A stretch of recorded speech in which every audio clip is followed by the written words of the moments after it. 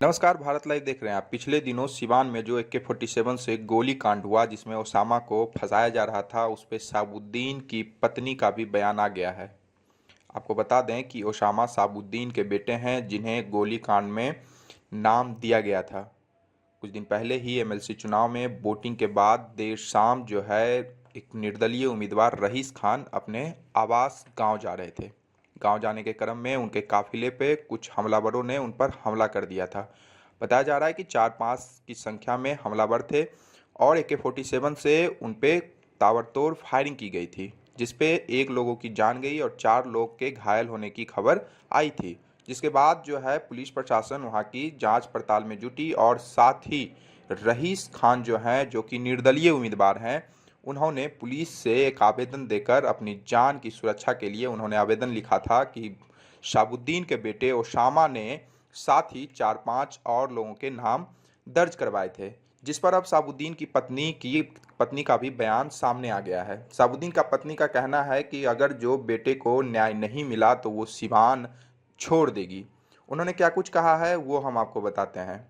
उन्होंने कहा है कि हिना साहब ने कहा है कि बेटे प्रशासन निर्दोष करार दे, नहीं तो सिवान छोड़ दूंगी। उन्होंने साफ तौर पे प्रशासन को कहा है कि बेटे को प्रशासन न्याय दे, उन्हें दोषी करार दे, नहीं तो वो सिवान छोड़ देगी। यह बात हिना साहब ने अपने बेटे पर दर्ज प्राथमिकी को लेकर कही है। मामला 2 दिन पहले हुसैनगंज थाना क्षेत्र के महुअल गांव के पास बरहम चौराहे पर MLC उम्मीदवार रईस खान के काफिले पर AK-47 से फायरिंग का है। इसी मामले से साबुद्दीन के बेटे ओसामा साहब सहित 8 लोगों के खिलाफ नामजद प्राथमिकी दर्ज कराई गई थी। इसी प्रकरण में बेहद खिन्न होते हुए हिना साहब ने सोशल मीडिया पर अपनी बात रखी। उन्होंने कहा है कि शौहर को और समय खो दिया, अब हमारे इकलौते बेटे को भी फंसाया जा रहा है। क्या आप चाहते हैं कि हम सिवान छोड़ दें? प्रेस कॉन्फ्रेंस के माध्यम से राजद नेत्री हिना साहब ने कहा कि यह मेरे बेटे को निर्दोष साबित करने की लड़ाई है, वह सही सलामत निर्दोष साबित हो जाए, इसकी दुआ करें। प्रशासन इस मामले की जांच करे।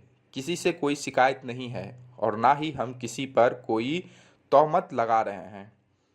उन्होंने साफ तौर पे कहा कि उन्होंने किसी पे आरोप नहीं लगा रहा है। उन्होंने कहा है कि मैं बहुत घायल महिला हूँ, 18 साल पति से दूर रही, इसके बाद उनके साथ इतना बड़ा हादसा हो गया, मेरी मांग उजड़ गई, अब गोद भी उजड़ जाएगा तो मैं क्या करूँगी। उन्होंने साफ तौर पे प्रशासन को ये कहा है कि उनके बेटे को जो है निर्दोष साबित कर दें।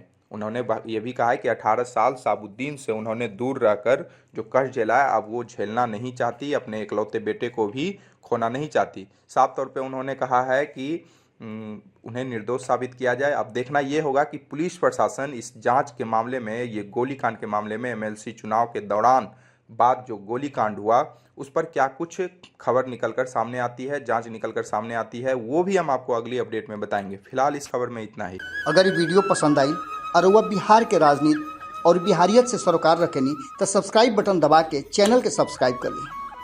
ओजे एगो घंटी बा, ओकरा बटन दबा देला से कुल सटीक और मारक खबर रुआ मुफ्त में मिल जाई। अगर रुआ पत्रकारिता के हमनी के नया प्रयोग में सहयोग कर चाहतानी तो ज्वाइन बटन दबा दी। पेटीएम नंबर नोट कर ली 9386816700। धन्यवाद।